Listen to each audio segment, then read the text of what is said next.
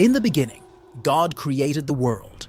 In just 6 days, he made the sun, the moon, the stars, the land and oceans, plants, animals, and finally, humans. He called everything good, but humans were special because they could talk with God, love, and make choices. God made a beautiful garden for the first humans, Adam and Eve.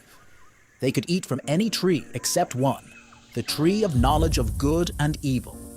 God warned them that eating from this tree would cause bad things to happen. But a sneaky snake, the cleverest of all the creatures God had made, tricked them into eating the fruit. When they ate it, everything changed. They realized they were naked and felt ashamed.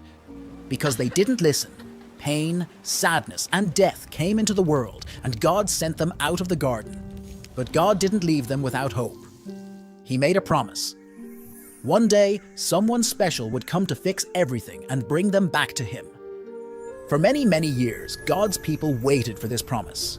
This promise was passed down through generations by heroes of faith, like Noah, who built a huge boat to save his family and animals from the great flood. Abraham, who left his home because he trusted God's promise. Moses, who led God's people out of being slaves in Egypt. And David, a young boy who defeated a giant and became a king. All these stories had something in common. They showed that God always keeps his promises and that he was planning something amazing.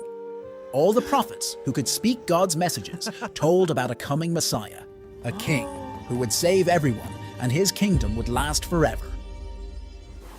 Many years later, a baby was born in a humble place, a stable where animals slept. This baby was Jesus, the one everyone had been waiting for, the hero that was promised long ago. From his first breath, it was clear he was special. Angels sang, shepherds visited, and wise men from far away brought gifts. Jesus grew up to be a man who did amazing things. He healed sick people just by touching them or speaking a word. He made blind people see, and even calmed storms. He told stories that made people think and feel differently about life. He showed love to everyone, even those who were usually ignored or disliked. But not everyone was happy with Jesus. Some were scared of the change he represented. They didn't understand he was the king God had promised and plotted against him. Jesus was betrayed by a friend, and even though he had done nothing wrong, he was punished like a criminal. Jesus died on a cross, a terrible way to die.